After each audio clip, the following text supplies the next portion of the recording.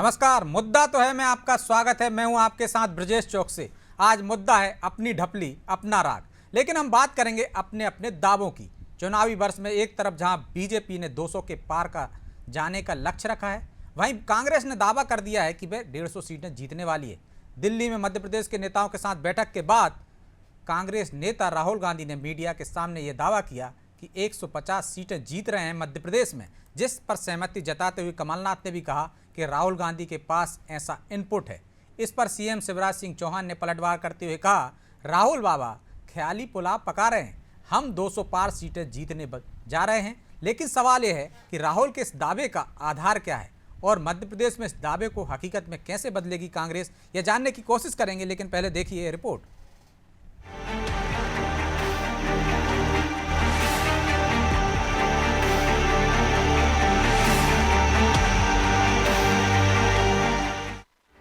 मध्य प्रदेश में भाजपा 200 के पार जाने का लक्ष्य बना रही है और कांग्रेस 150 सीटें जीतने का दावा कर रही है। लेकिन मध्य प्रदेश में विधानसभा सीटें कुल 230 ही हैं। वर्ष 2018 के विधानसभा चुनाव में कांग्रेस ने 114 सीटें जीती थी और बहुमत से 2 सीट पीछे रह गई थी। कांग्रेस ने सीट भले ही ज्यादा जीती थी, लेकिन भारतीय जनता पार्टी को वोट ज्यादा मिले थे।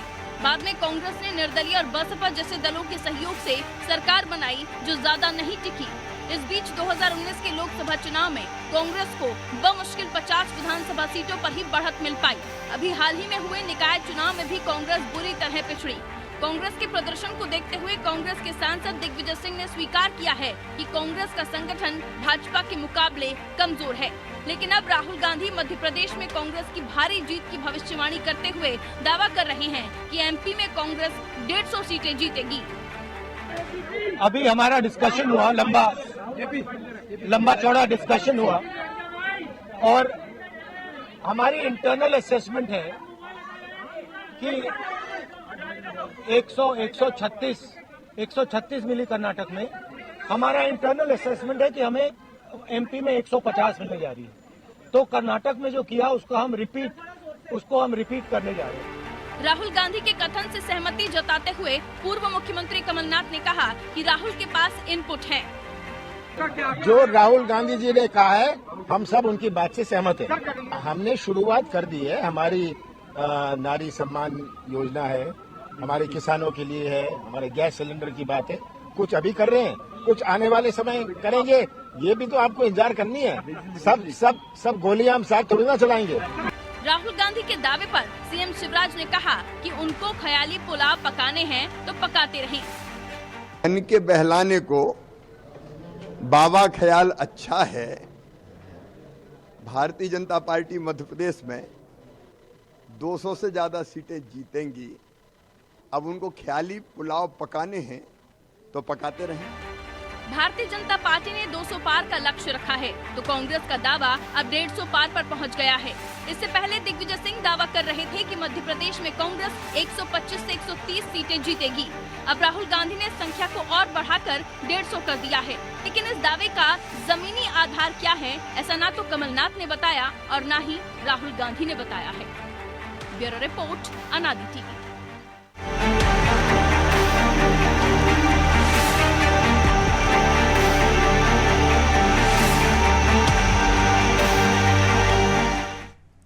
तो इस मुद्दे पर चर्चा के लिए हमारे साथ जुड़ गए हैं प्रशांत तिवारी, नेता हैं बीजेपी के, शिवराज चंद्रौल, प्रवक्ता हैं कांग्रेस के, और सूर्यकांत चतुर्वेदी, वरिष्ठ पत्रकार। तीनों मेहमानों का बहुत बहुत स्वागत है। शिवराज जी, शुरुआत आपसे ही करेंगे। अभी राहुल गांधी को सुन रहे थे, आप कह रहे थे कि इनपुट है हमारे पास। कर्नाटक में 136 जीती हैं, मध्य प्रदेश में 150 सीटें जीतेंगे। सीटें तो 230 हैं। बीजेपी पहले ही कह रही है कि हम 200 पार जा रहे हैं, आप 150 कहाँ से ला रहे हैं? कौन सा इनपुट है, क्या आधार है? कुछ खुलासा करेंगे, दर्शक भी समझ जाएं कि दावों में कितना दम है। माफ कीजिएगा, हमारे साथ अंकित गर्ग जुड़े हुए हैं, बीजेपी नेता हैं। मैं थोड़ा संशोधन कर देता हूं। स्वागत है अंकित जी आपका भी। जी शिवराज जी बोलिए। देखिए राजेश जी, बात दावों की नहीं है, बात है जमीनी हकीकत की। मैं आपको याद दिलाऊंगा कि मध्य प्रदेश में सिंहस्थ एक बहुत बड़ा महाकुंभ था, बहुत बड़ा, और इस मुद्दे पर आप चुनाव लड़ चुके हैं शिवराज जी। 2018 के चुनाव में भी आपने इस मुद्दे को लेकर आए थे। जी बोलिए, आप सुन पा रहे हैं मुझे? शिवराज जी, आवाज आ रही है? आपकी आवाज आ रही है, बोलिए। मुझे आवाज नहीं आ रही। शिवराज जी, लगता है कुछ तकनीकी खामी है, मैं लौटूंगा आपके पास। अंकित जी, 200 पार का नारा आपने पिछली बार भी दिया था लेकिन सफल नहीं हुए। इस बार भी कह रहे हैं 200 पार, और वो तो कह रहे हैं 150 हम जीतने वाले हैं।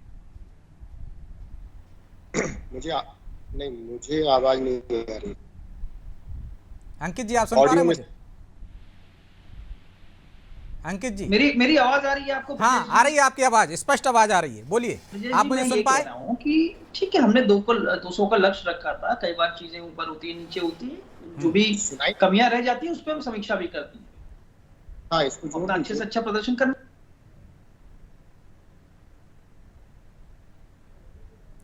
लगातार भारतीय जनता पार्टी के कार्यकर्ता बूथ स्तर पे जाके जनता के लोगों के बीच जाकर लगातार अपनी योजनाएं, गरीब कल्याण की योजनाएं लोगों को बता रहे हैं, रात दिन मेहनत कर रहे हैं। पूरी हमें उम्मीद है, आशा है कि मध्य प्रदेश की जनता का आशीर्वाद पुनः हमें मिलेगा और 200 सीट के साथ माननीय शिवराज जी के नेतृत्व में हम पूरा सरकार बनाएंगे। बिल्कुल, ये हमारा संकल्प है।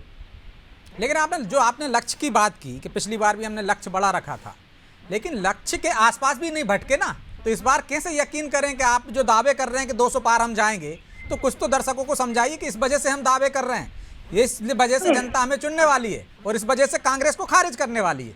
ब्रिजेश जी, दावे की बहुत अच्छा प्रश्न आपका ब्रिजेश जी। दावे की वजह हमारा लगातार मेहनत करना है। माननीय मोदी जी, माननीय शिवराज जी का कुशल नेतृत्व है।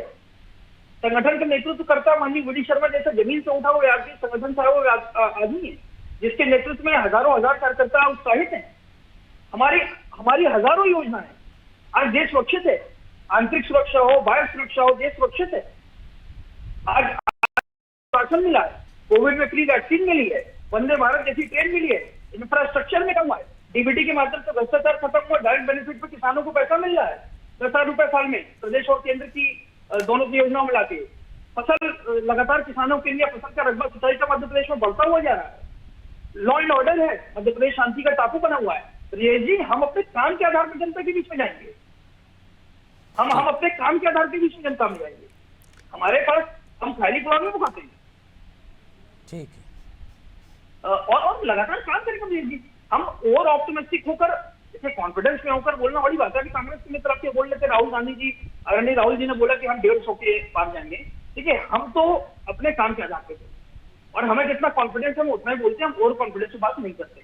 और कॉन्फिडेंस ओवर कॉन्फिडेंस की जो बहुत ही महीन से एक लाइन होती है, जो कांग्रेस को समझने की आवश्यकता है। हम तो अपने कार्यकर्ता की मेहनत के दम पे, माननीय मोदी जी के जो जादुई उनका नेतृत्व है, माननीय शिवराज जी के अथक मेहनत के दम पर बोल रहे हैं कि जनता का आशीर्वाद हमें पुनः प्राप्त होगा, हम 200 पर देंगे। हमारा आधार तो एकदम स्पष्ट है, हमें कहीं कोई कंफ्यूजन नहीं। चलिए, दावे तो अपने अपने हैं, लगता है कुछ तकनीकी खामी है, तो कांग्रेस प्रवक्ता हमसे अभी तक जुड़ नहीं पाए हैं। सूर्यकांत जी को दिखाइए। सूर्यकांत जी, दावे दोनों कर रहे हैं, सीटें तो 230 ही हैं मध्य प्रदेश में। यदि दोनों अपने दावों पर खरे उतरते हैं तो हमें 350 सीटें चाहिए पड़ेंगी।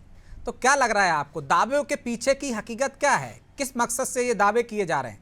क्या कार्यकर्ताओं में जोश भरने के लिए, या वाकई में ऐसा कोई इनपुट है? देखिए, निश्चित रूप से आप मानकर चलिए, दोनों राजनीतिक दलों द्वारा जो दावे किए जा रहे हैं वो कार्यकर्ताओं में उत्साह बनने के लिए तो किए ही जा रहे हैं। दूसरा, आम मतदाता में पार्टी के प्रति टेम्पो बनाने का भी एक प्रयास है। आप जानते हैं, हम जानते हैं, मध्य प्रदेश के राजनीतिक इतिहास में जब से मध्य प्रदेश का गठन हुआ तब से लेकर आज तक जितने भी विधानसभा चुनाव हुए हैं, ऐसा कोई राजनीतिक दल नहीं है जिसे 200 से ज्यादा सीटें मिली है, कभी नहीं मिली। और मुझे लगता है यह फिलहाल संभव भी नहीं है, और इस चुनाव में तो कतई संभव नहीं है, क्योंकि इस बार जो लोग विधानसभा के चुनाव होने हैं वो बेहद रोचक रहने वाले हैं।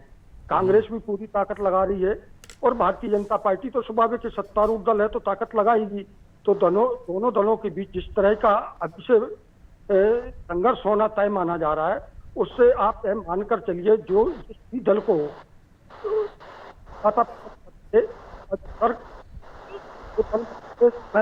सत्तारूढ़ होगा उसको करीब 70 सीटों के आसपास ही।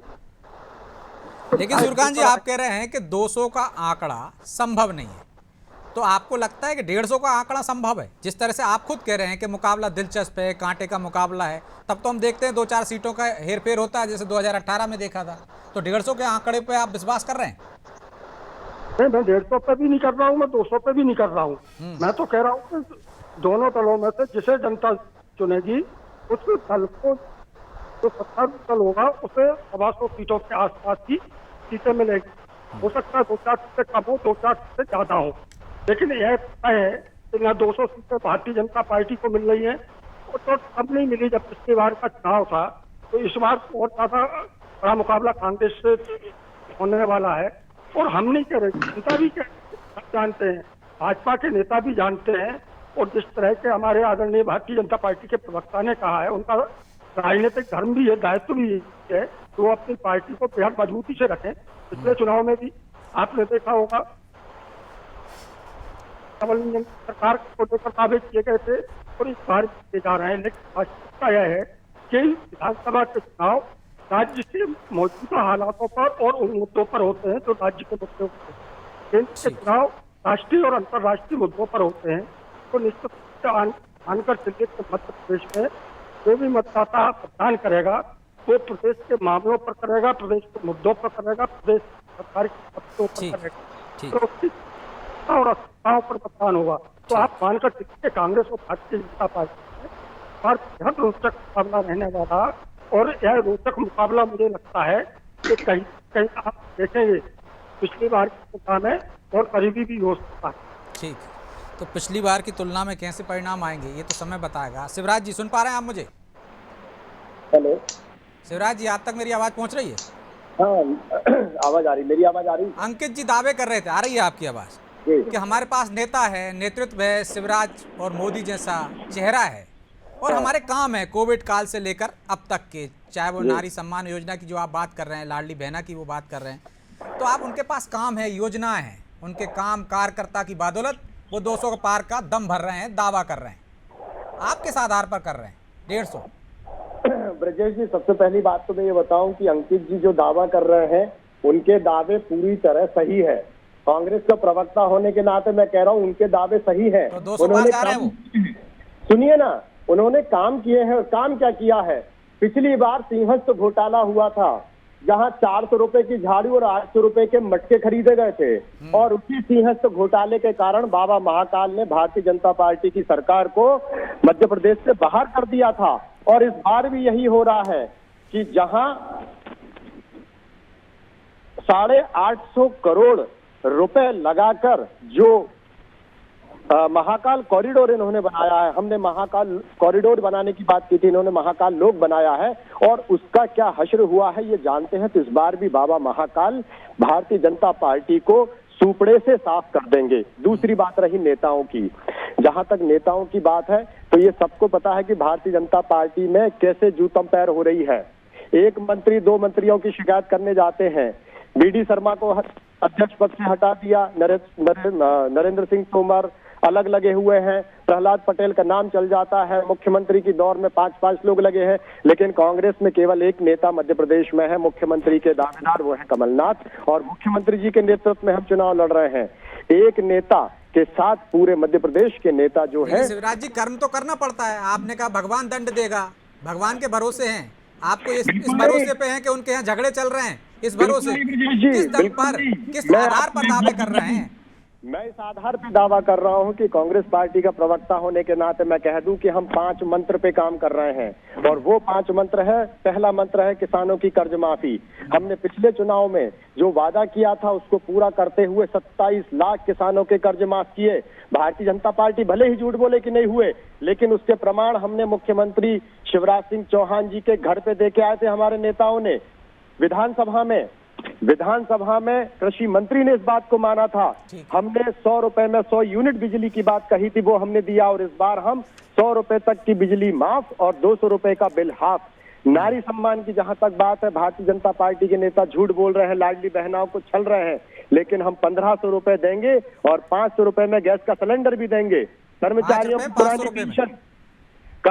को पुरानी पेंशन 5 मंत्रों को लेके हम काम कर रहे हैं। इसके अलावा हमने 1000 गौशालाएं बनवाई थी और इस बार भी हम गौशालाओं को बनवाएंगे। इन्होंने गौवंश के नाम का पैसा खा लिया। ये भारतीय जनता पार्टी का चाल चरित्र और चेहरा है, जो धर्म के नाम पे, गौ माता के नाम पे पैसा खाने का काम करती है और जनता को गुमराह करती है। तो ये जो कर्म है भारतीय जनता पार्टी के, ये कर्म उनको ले डूबेंगे। और कांग्रेस पार्टी कमलनाथ जी के नेतृत्व में, जैसा राहुल जी ने कहा कि हम 150 सीटें लेके आएंगे और पूर्ण बहुमत की सरकार बनेगी मध्य प्रदेश। अंकित जी, उनको 5 मंत्रों के जाप से सफलता मिलेगी और आपके कर्मों का दंड आपको मिलेगा। देखिए सर, मुझे तो बड़ी हंसी आ रही थी जब ये बोल रहे, ये जैसे भविष्य ज्ञाता नहीं होते हैं जो आजकल कई बाबा आते हैं टीवी में, मैं देखता हूँ कई बार, तो बाबाओं ने ऐसी ज्ञान मिल जाते, मतलब हमने जो किया खराब किया लेकिन आप जो करोगे सही करोगे। भैया ख्याली पुलाव बनाना बंद कर दो, अपनी हकीकत को कांग्रेस पार्टी पहचाने।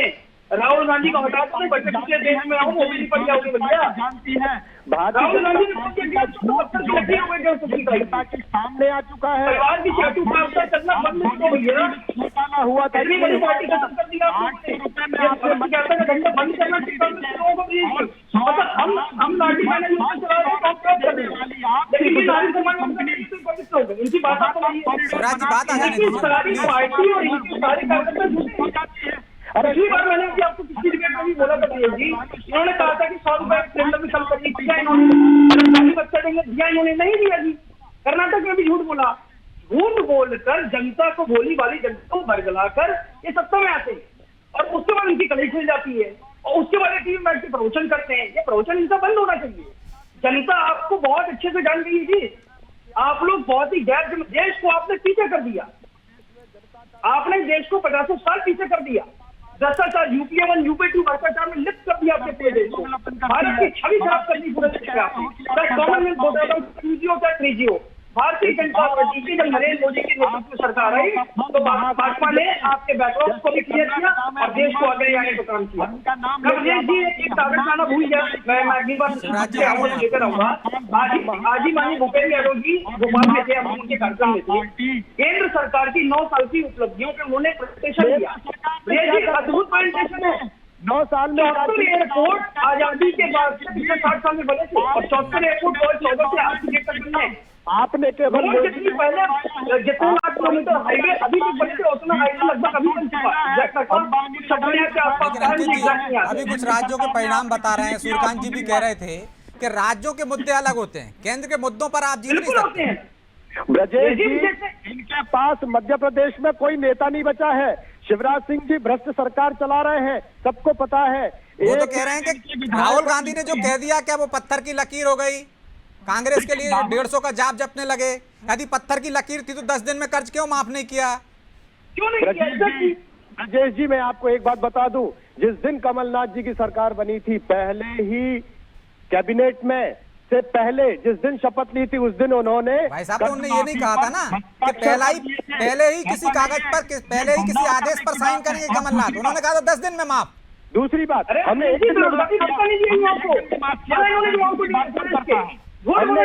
जिस दिन कमलनाथ जी ने शपथ ली थी उस दिन कर्ज माफी के कागज पे कमलनाथ जी ने साइन कर दिए थे। कौन कहता है भारतीय जनता पार्टी झूठ फैलाती है कि 10 दिन में कर्ज माफी नहीं हुई थी? हमने पहले ही घंटे में कर्ज माफी कर दी थी। ये भारतीय जनता पार्टी का झूठ है जो लोगों को गुमराह करते हैं। उसके बाद विधानसभा में इनके कृषि मंत्री ने माना कि 27 लाख किसानों का कर्जा माफ हुआ था। सुरेश कौन डिनाई कर रहा है? शिवराज जी, लेकिन भारतीय जनता पार्टी के लोगों का काम है झूठ फैलाना, इसलिए ये झूठ फैला रहे हैं। तो आपने भी तो कहा था ना पेट्रोल डीजल पे 5 रुपए कम कर देंगे, बेरोजगारी का भत्ता देंगे, तो ये तो सही कह रहे हैं ना वो। चलिए आप उसमें बढ़ा दिया था पेट्रोल डीजल का दाम, घटाना नहीं तो बढ़ा दिया था सरकार में आने के बाद। नहीं, हम तो सब कुछ कर रहे थे साहब। हम तो 5 साल सरकार चलती तो आपको बताते कि आप क्या कर सकते हैं। हम छत्तीसगढ़ में इनकी बातों में बहुत कॉन्ट्रडिक्शन है, मुझे कहना है। आप क्यों नहीं दे रहे हो? आप तो महाकाल के नाम पे भ्रष्टाचार कर रहे हो।